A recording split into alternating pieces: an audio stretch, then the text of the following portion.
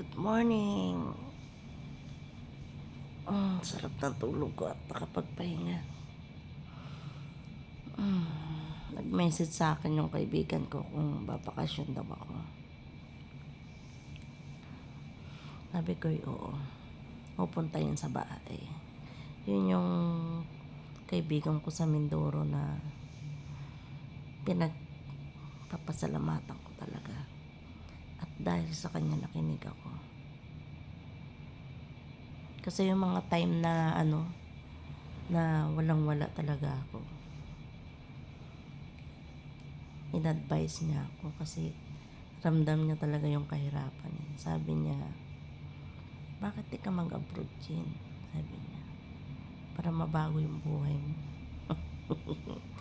Hindi mabago yung buhay mo, kundi magkaroon ka. Kasi dati nangungupahan lang ako eh. Magkano ang isang buwan? 1,500. Hati kami ng kapatid ko. Tag 750 kami. May tubig ilaw pa doon. Ay, sarap talaga matulog.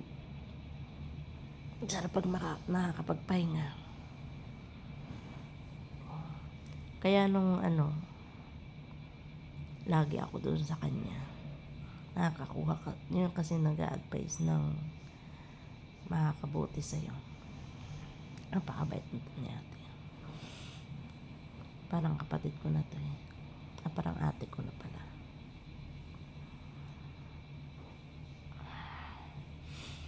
Hindi, one time. Sakto naman na may pumunta sa bahay. Si ate Josephine, taga Pag-asa.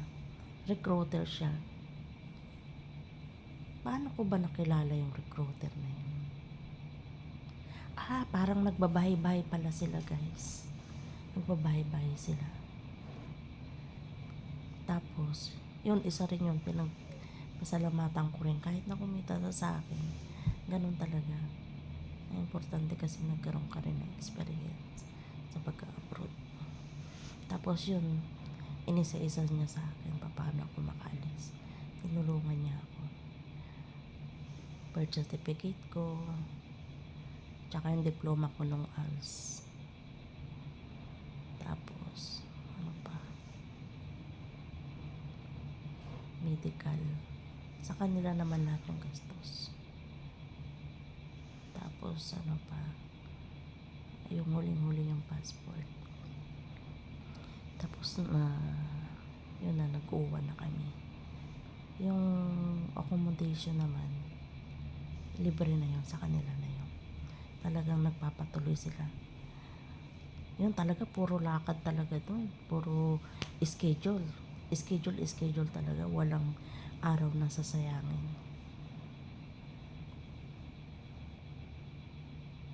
Yung pagkain, libre pa. Libre pa yung pagkain namin.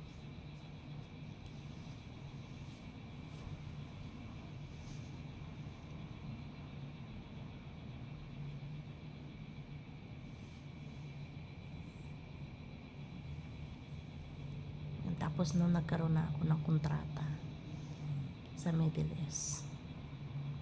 So dapat 2 years lang sana ako nun eh. Doon na nagsimula. Nagkaroon na rin talaga naman ako ng contact sa mga anak ko. So nakapagpaaral ako ng pamangkin ko. Tsaka yung anak kong bunso. Tsaka padala sa mga anak ko. Kaya yung buong isang taon lang, doon lang ako nakaipon. Yung 2 taon, halos wala din. Doon ako nakabili ng lote.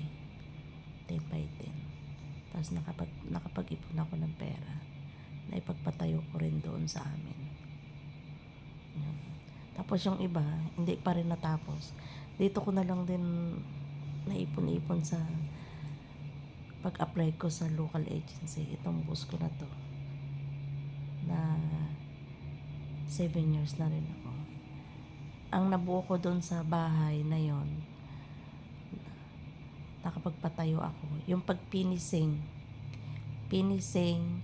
tsaka tambak, tsaka yung pintana ko na jealousy. Yun ang ano ko dito na ipundar ko. Yun guys. Yung iba dito na lahat din yung mga sahod-sahod ko.